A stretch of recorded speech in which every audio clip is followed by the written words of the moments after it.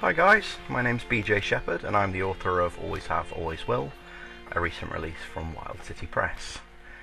I wanted to do something a bit special to start off my blog tour, so I decided I would make a video, which is something a bit foreign to me, which is probably why you'll see me looking down at the little box, trying to see what an idiot I look. So just ignore that.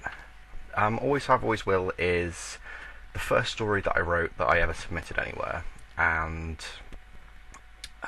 it had a few trials and tribulations to start with, but it found its home at Wild City Press, and Jeffrey Knight took pity on me and signed the book, and it's something that I'm very, very proud of. I think of all the stories that I've ever written, this is the one which I don't really worry about what people think, because I have enough confidence in it to think that it's a very good story. The purpose of today is just to say a little bit about myself, let you get to know me a little bit, and then I'll read a live excerpt from the book, and hopefully you'll enjoy it. So to start off with, my name is BJ. I live in the south of England, and I'm 30 years old. I'm a pretty simple guy. I work full time, I write in my spare time, but yeah, there's not really a lot to me, to be honest. I'm just sort of quite an insular person, enjoy being around my family, and when I describe myself like that I sound like a sociopath, but I'm not, I swear. I started writing very, very young, started off with poetry. I did a year's worth of a script writing degree at Bournemouth University, and then started sort of writing music. I've written quite a lot of songs. But now I've kind of wound up on books, which is something that I always wanted to do, and I'm really sort of loving the way it's going. I'm loving the support that I'm getting from people and the encouragement, and it means the world to me that I'm actually doing something that I really love doing. Always Have, Always Will was the first book that I submitted anywhere, and I'm very proud of this book.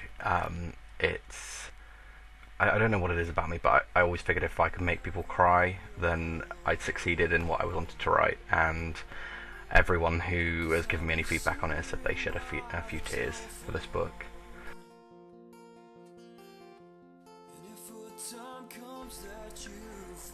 He's going to die, Clay. Every time I see him he's a little closer to the end. Are you going to let him die alone? I pulled my hand away. I'm taking him home, he won't be alone. My voice was dark and stormy, the stillness too forced as I played it off like I didn't care at all. It's not the same, she replied. He needs you now. My eyes started to burn as her grip increased on my forearm. I couldn't let it go now. I'd come this far without breaking. I couldn't let myself fall apart when I was so close to letting you go. The first tear fell in earnest, the second came shortly after. I wiped quickly at my eyes, but they stung through the pressure of the words I couldn't say. What about me? My voice was paper thin like a child's voice coming from the mouth of a man. What about you? This isn't about you. She was gentle, but she knew she had me on the ropes. What do I do when he's gone? How do I go on? I need to stop loving him or I'll never survive this. You have your whole life to work that out. He doesn't. He needs you to love him now. Don't let him down. That's exactly what I was doing. I was letting you down in a futile effort to save myself. I know this now, but at the time it didn't seem to matter.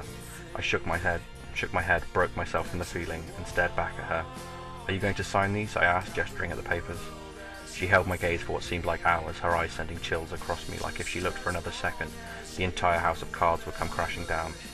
She reached into her bag for a pen and signed the papers, folding them in half and sliding them across the sticky surface of the small round table. I picked them up and shoved them into the inside pocket of my jacket. Thank you, I whispered, almost inaudibly. I got up to leave, rubbing my sweating palms against the soft fabric of my jeans. As I started to the door, turning my back on Jennifer for the last time, her words rang across the coffee shop. Don't leave him, Clay.